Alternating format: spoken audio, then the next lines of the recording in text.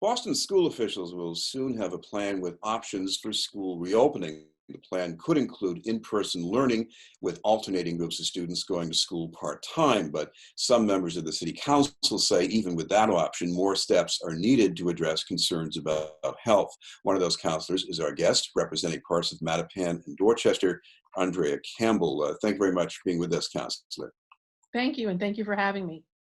There's one phrase I keep seeing in your feed lately about this, and that is that there are unanswered questions. What's out there that they haven't answered yet? So the list is long. I think one is how they're going to respond to the higher infection rates, particularly in communities of color. So Mattapan, Dorchester, which are my biggest neighborhoods, East Boston. How do you respond when the infection rate is so high and we don't want to risk community spread or the health of educators, particularly the adults in school buildings? Transportation. How do we make that work? How do we keep it safe? We were told last night there will be a survey that comes out at some point for parents.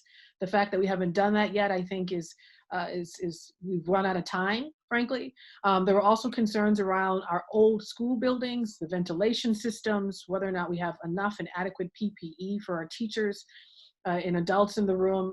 A lot of parents who participated in some of the community sessions with respect to reviewing the proposed plan were really taken aback, frankly, that there weren't more discussion with respect to the teachers and the adults. There was a hyper focus, of course, on the students and the families, but we know it's equally important to keep our educators safe as well. And I do not think that we've done all that we need to do to be prepared for anything that is in person at this time. And I think remote learning is the way to go in the fall. Well, one thing that I've been able to see in some of the numbers around the virus is that citywide, Boston is maybe close to the statewide average. But if you look at the parts of the city where most of the students in the Boston public schools live, it can be quite different, right? That's right.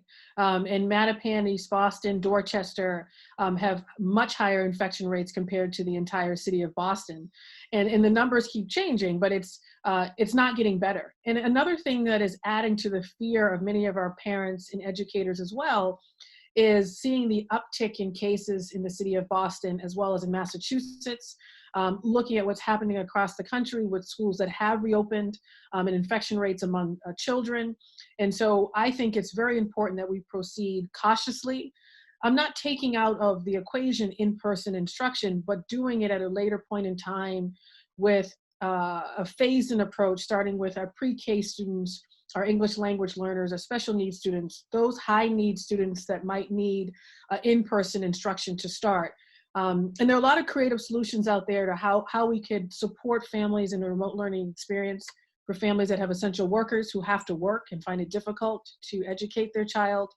A lot of community partners who want to be a part of the solution, but it starts with BPS making a firm decision. And right now we just have a proposal that's unacceptable. Well, I imagine if you do have kids going back to school, you want to detect any infection as soon as you can, even if it's asymptomatic, and maybe make sure it doesn't spread too far beyond the students. Is there anything you've heard that shows how that can be done? Can you repeat that question, Yeah, Chris? in other words, you want to catch these infections as soon as possible.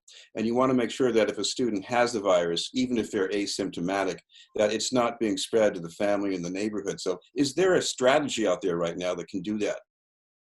So I'm not, well, obviously there are things we could be learning from the emergency childcare programs that were offered to our essential workers, or some of our most high-risk populations, whether it's seniors, buildings, or other districts across the country that have said you need testing, temperature checks. I mean, the list is long. The problem is when we ask these questions of the district, what have you learned? What are best practices?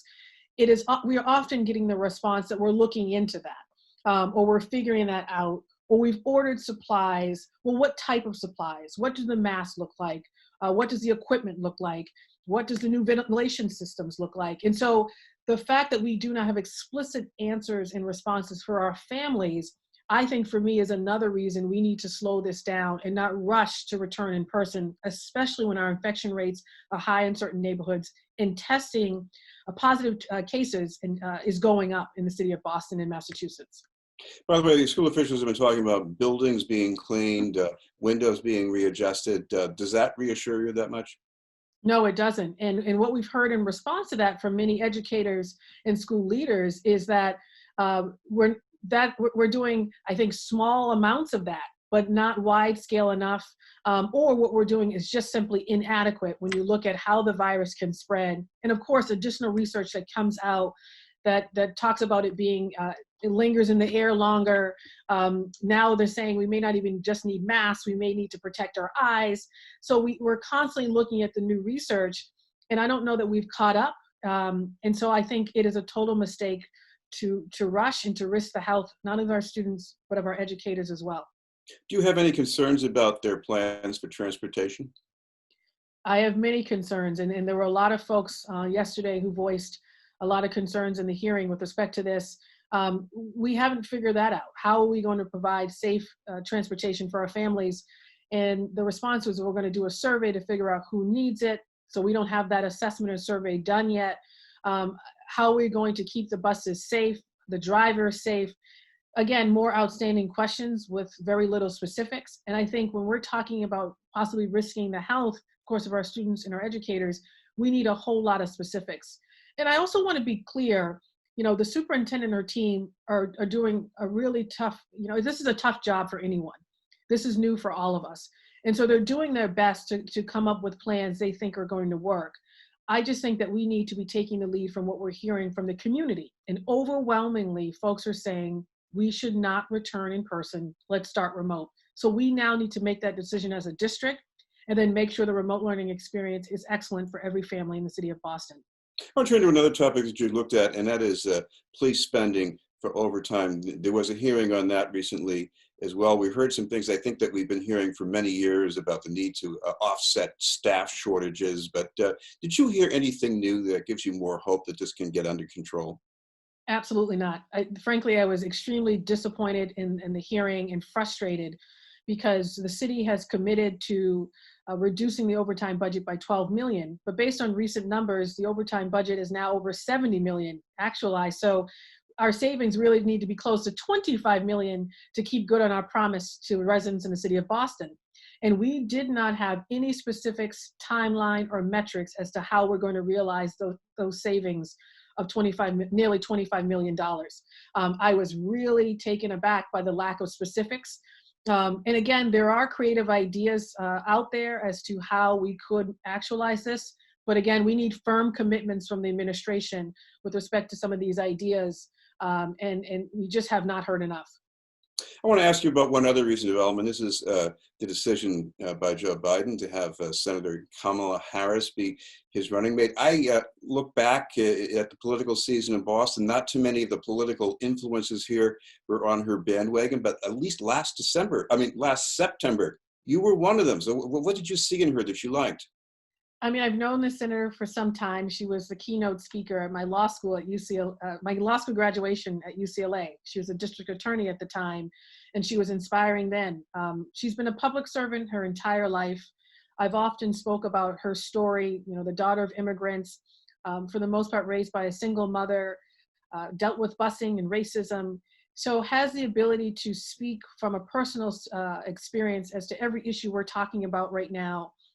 Including health inequities and systems that continue to fail many communities and communities of color, but has a professional background and is incredibly qualified, overqualified to not only be vice president, but to be president and to get to work on day one. And I think Biden has made a courageous and bold choice. I think her speech yesterday was remarkable, and that everyone in this country needs to do all we can to make sure people get out to vote and that we get Biden and Senator Harris elected.